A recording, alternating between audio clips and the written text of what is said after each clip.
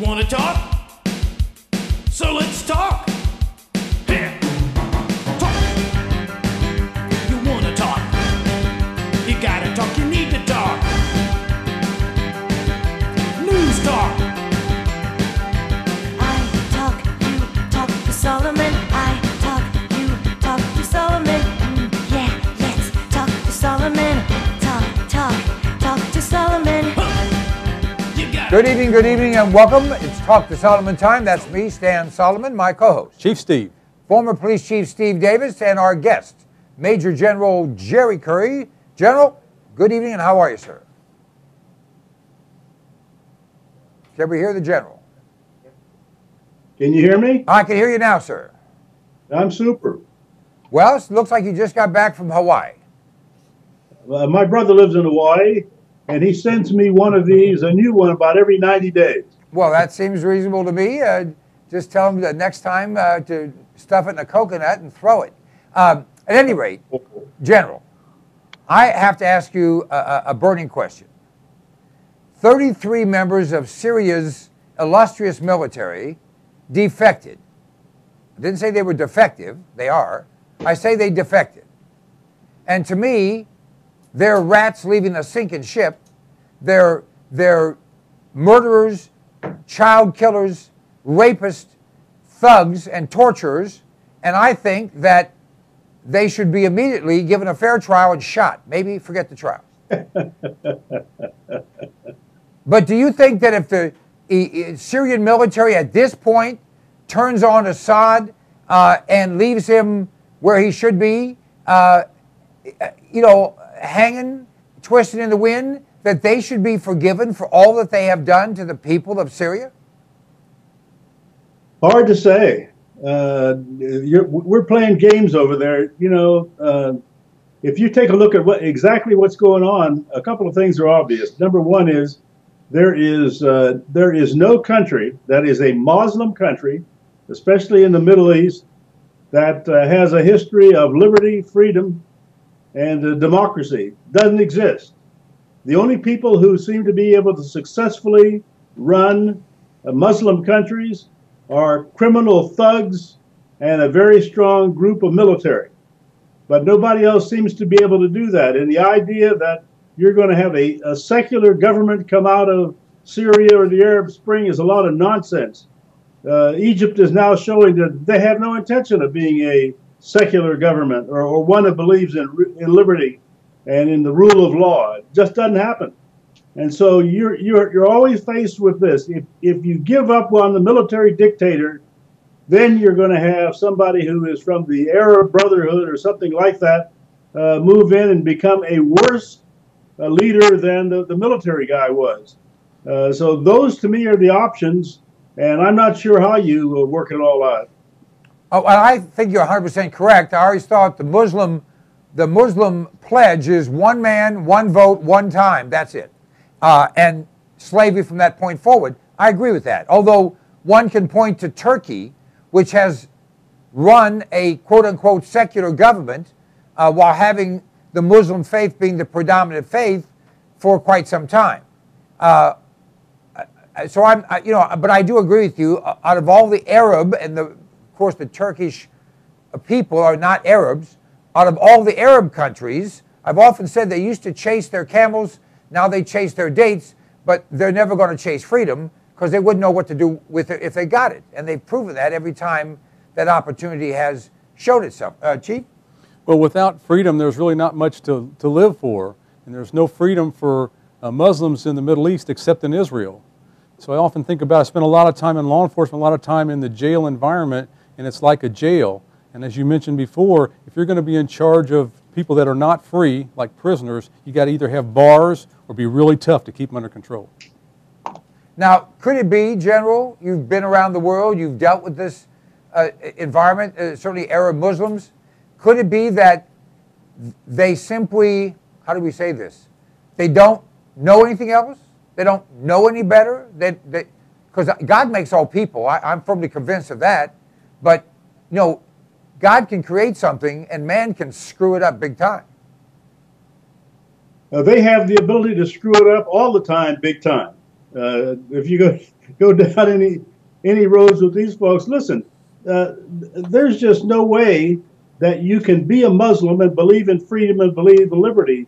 They're mutually exclusive. You just can't get there from here, and it's unfortunate. But they seem to have no inward sense of what's right and wrong. Let me give you an example. 9/11 happens. 3,000 Americans are dead. There wasn't a single Arab country or leader who stood up and said, this is wrong, it is horrible, we are going to track down these people and we will bring them to justice and see that they are punished. None of them did that.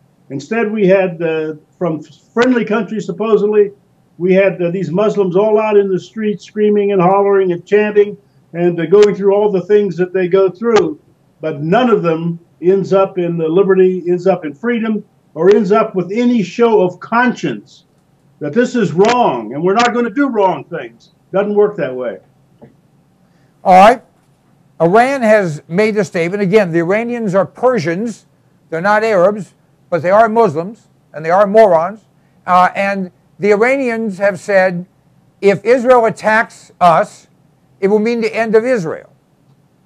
Somehow, I have the feeling that Iran is kind of like a dog that's been to the taxidermist and there's no there there. The Iranians keep saying they have everything when they don't appear to have anything. They keep threatening everyone and they're not really attacking anyone. What is your surmisation of the reality in Iran at this point? Iran's not going to destroy Israel. They have a hard time sometimes destroying the internal groups within Iran that are opposing the mullahs and the ayatollahs and all that sort of stuff. But the idea is nonsense. That they're, now, 20 years from now, if they have nuclear weapons, that may be something different. But today, they're already at war with Israel. They're already doing all they can to destroy Israel. If they knew how to do it and make it happen, could get it done, they would have done it. Chief? It's pretty simple. Their message is, if Israel attacks us, we're going to destroy Israel. If Israel does not attack us, we're going to destroy Israel. That's their mission. And so Israel better do what they need to do to keep themselves safe from Iran, whatever it is. Well, I like that. Go ahead, General. Go ahead. Governor. I like No, I was just going to say, Chief, I like that. That's very simple. I can understand it. I think even a Muslim can understand it. Well, I think that Israel learned the secret of dealing with Muslims and Arabs, and that is, when attacked, take the hand grenades they've thrown, pull out the pins, and throw them back. I am firmly convinced that Iran can't get out of its own way, but I do, when I think of Ahmadinejad, I think of Barack Obama. One's shorter, one's taller, both are disgusting. But you now have Obama having leaked, although he claims not to be doing it, that he is Macho Man, that on weekends he dresses up with a boa and a snake and Speedos and goes out and wrestles alligators, that he picks out which of the terrorists are going to be killed. He personally puts the Vaseline on the drone missiles so they'll gain entry. You know, what do you think of Barack Obama's attempt to make himself look? I'm sorry. That's what they are. They're attempts, but there's no way in the world he can get there. He can't get from point A to point B. This is a man with almost no training, no background, no experience. He certainly is not somebody who ought to be running the United States of America. And I think it's pitiful that the people in the United States were so stupid as to elect him. Now, I'm going to ask you a question no one would be able to figure out. Are you going to vote for him? Come on, give me a break. The way you handle this guy is you tie him over the mouth of a cannon and pull the lanyard. Absolutely. After giving apologies to the projectile for messing up its entire day. All right. I saw videos of Egyptians ripping off their shirts, screaming, dancing for joy, happy as hell that they're about to be enslaved. And I wanted to send over an I and a Q, none of which seem to be present in that country. Can you know, many of these Egyptian people, and I know some Egyptian people, are smart, they're hardworking, they're brave. Many of them risked their lives. Many of them lost their lives. You know, going against their former dictator to try and garner some freedom. And I don't. And of course, you've got 10% of Egypt's 90 million or 100 million people are Christians, Coptic Christians. They're not the turn the other cheek type. They're the rip your face off type. And they are arming. They believe that there will be an attempt to murder them all. What's your view? I think there will be. I'm not. It's one of these things you don't want to say that this is possible because it may happen. You know, that sort of thing. But there's no question in my mind that if they did not have the Jews in the Middle East, then all of these threats against the Jews would be carried out against Christians. And the Coptics have lived under terror all of their lives, and they will continue to live under terror until the Egyptians and the Arabs and the Muslims run out of Jews to kill, and then they'll turn on the Coptics and kill all of them. Now, it's often been said by Muslims that Jews are the reason for the unrest in the Middle East and among Muslims. But the reality is the Muslims have been around for give or take 1600 years. In that time, they have been at war from the first 30 seconds of the existence of the Muslim faith up to, through, and including the last 30 seconds. Muslims kill more Muslims than all the rest of the people in the world all put together. The only way that you can be safe if you're a Muslim is if you happen to be the only Muslim within, you know, range of whatever weapons are available. I don't think that they just turn on the Christians. If you look throughout the Muslim world, you have the Shias, you have the Sunnis, you have the Alawites, you have the Kurds. They're all Muslims, and they spend all of their time killing each other. Somehow it seems to me someone ought to figure out that Muslim is another word for homicidal maniac. Is that close? Yeah, very close. I think it's very close. That is the road we're going down with these people. But listen, they can say all they want to about Shias and that this one is that and this one is something other and one of them is sliced bread. I mean, they can play all the games that they really want. But the real enemy, as far as all Muslims are concerned, are non-Muslims. And as you know, in the Muslim faith, that's what they teach. They teach that there will never be world peace in any country or in any part of the world until Islam is the only religion in that part of the world. And that until everybody in the world becomes a Muslim, they will always be at war with the non-Muslims. Well, then they'll continue to be at war with themselves because they'll have people that don't strictly adhere to the Islam faith, especially women. If there's a war on women, which there is, it's Islam. Yeah, it's amazing. They think the Republicans are waging some sort of war on women.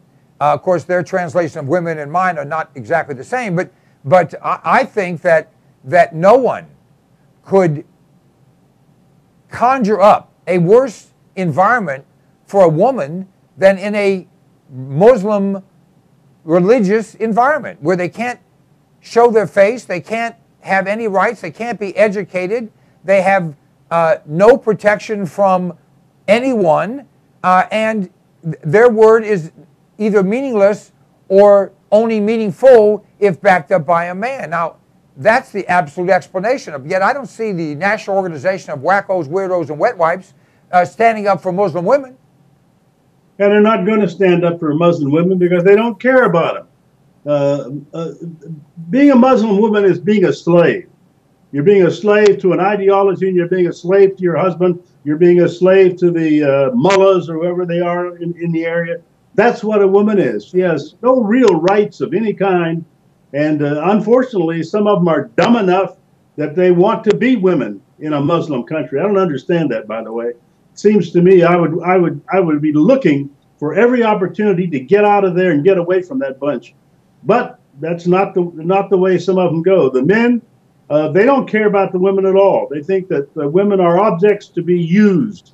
You sleep with them, you beat them up, you spit on them, you put them to work, you do anything like that. That's what's going on with them, and it's unfortunate, but that is the way life is in that part of the world. Now, I want to address the issue of honor killings. There was a story the other day of a man in India. I don't know if he was Muslim, they didn't say. I'll guess that he was, but I don't know that. That was mad at his daughter because she divorced her husband, and so he cut her head off with a sword, paraded through the streets, and went to the police station with his daughter's head still in his hand, and somehow was shocked that they actually arrested him. Chief, did that ever happen to you?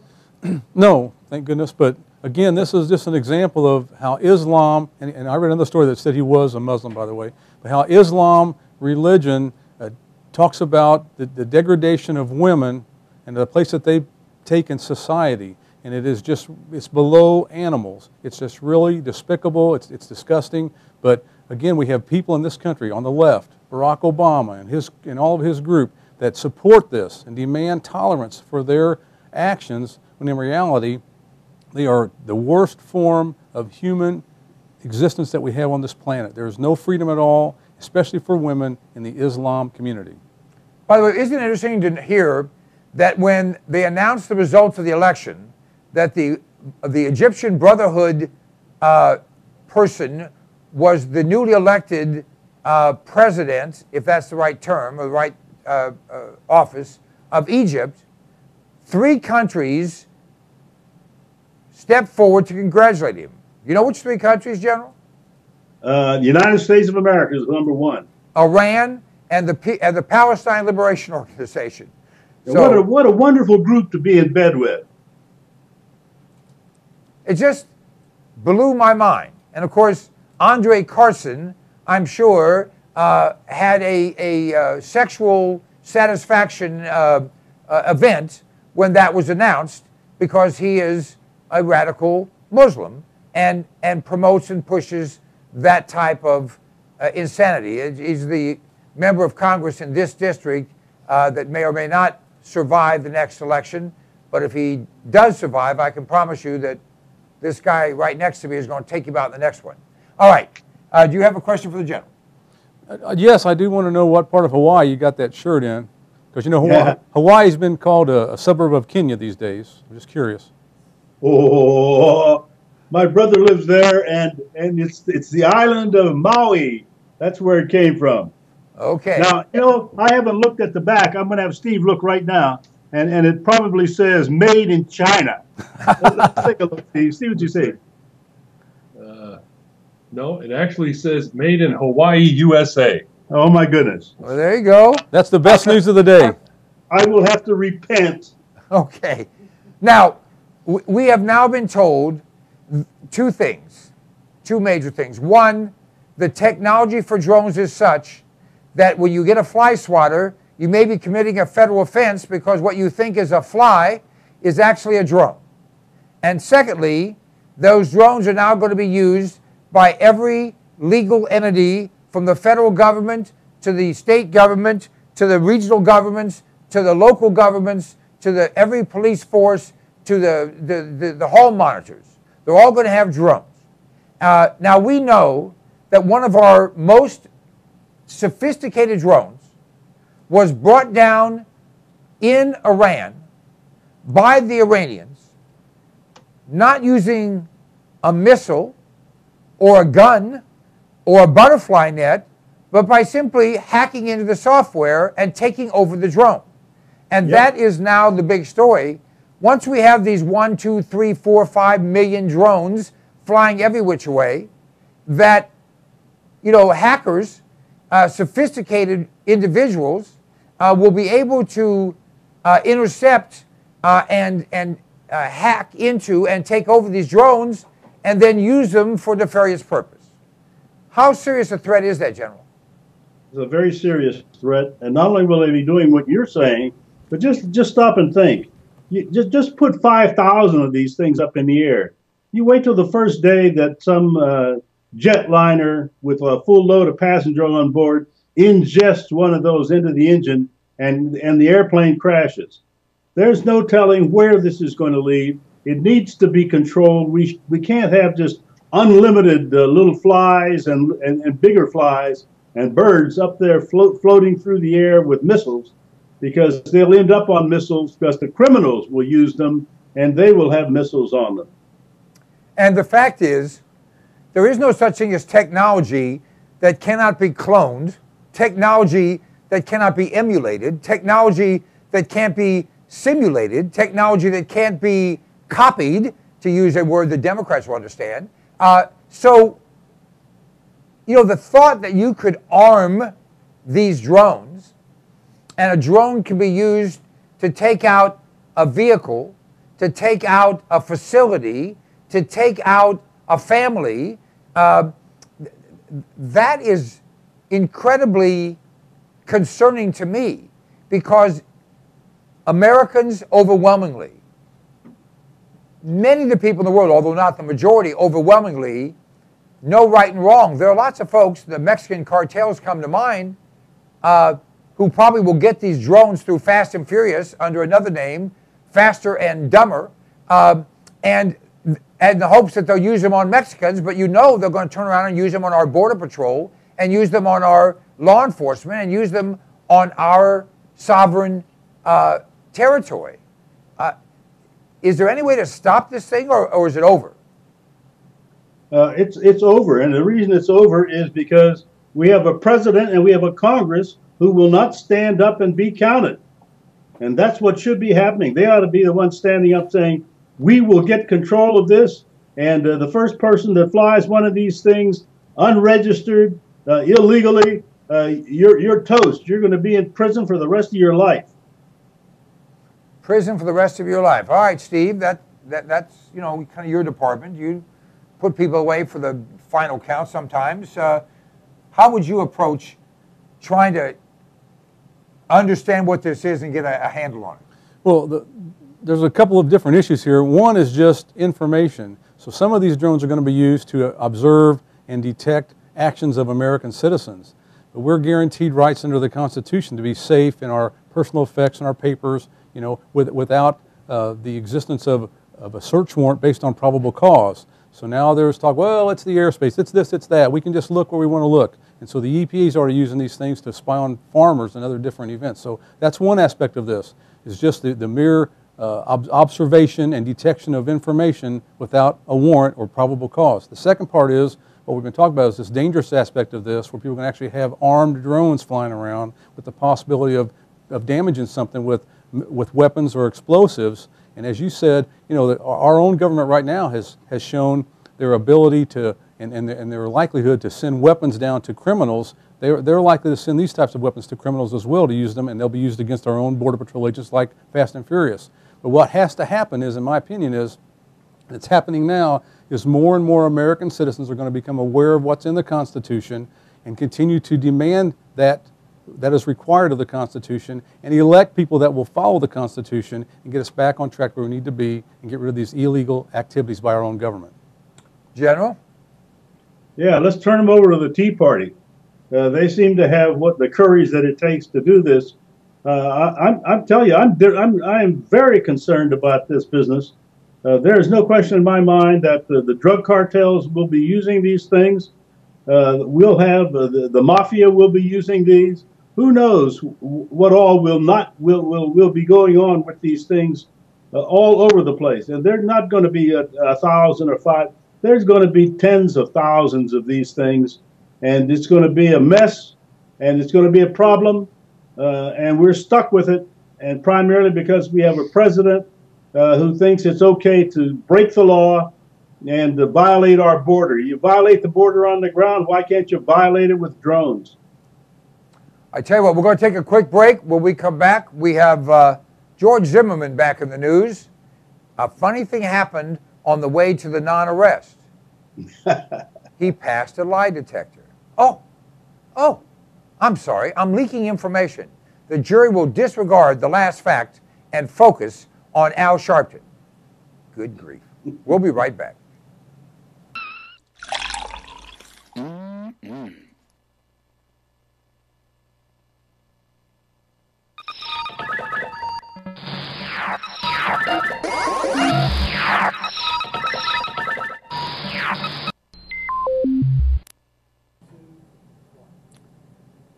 Do you like being healthy? I do. In fact, this product, which I've been taking for years now, is absolutely the answer. Now, you may not believe it, but I'm actually 21, plus tax, of course. This product has 146 different healthful nutrients in it, and it's liquid, so it's bioavailable. It tastes great, and it's sugar-free. 1 ounce of Sonic Life each day will help you to maintain and enhance your health. It's the kind of a gift, well, that you'll thank your mom for, your husband for, your wife for, your kids for. Whoever you give it to, they're going to say thank you, and you are going to enjoy the benefits of having all the vitamins, all the minerals, all the nutrients your body needs in one very reasonably priced product. Just go to cpnlive.com and everything's right there. You'll be able to read all the ingredients. The price is right there, a flat price delivered to your door anywhere in the United States of America. Sonic Life is a gift, a great gift. Give it to yourself. I do.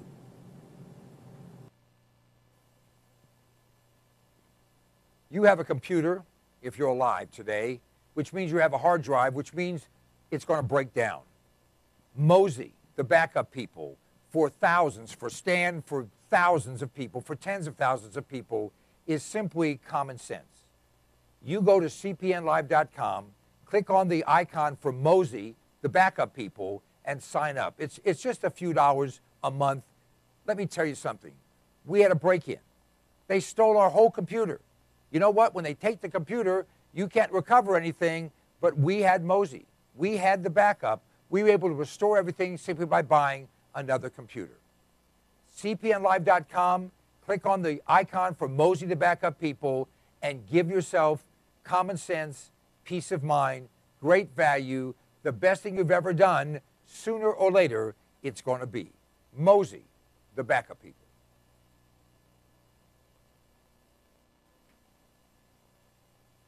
Do you like to eat? I do. We all run to the store if we're hungry, right? Well, there are times when that doesn't work. And for those times, and it may be for an hour, and it may be for a day, and it may be for a week, who knows, God's in charge, you need to have quality food. Alpine Air, that's what this is, quality food. It has extended shelf life, and it tastes great. You should store what you eat and eat what you store. Just go to cpnlive.com, click on the icon for the Alpine Air foods. It's incredibly reasonable. It's actually a way to save money. Alpine Air has quality food that's going to be there when you need it. It's always better to have it and not need it than need it and not have it. Alpine Air at cpnlive.com. Click on the icon and protect your family.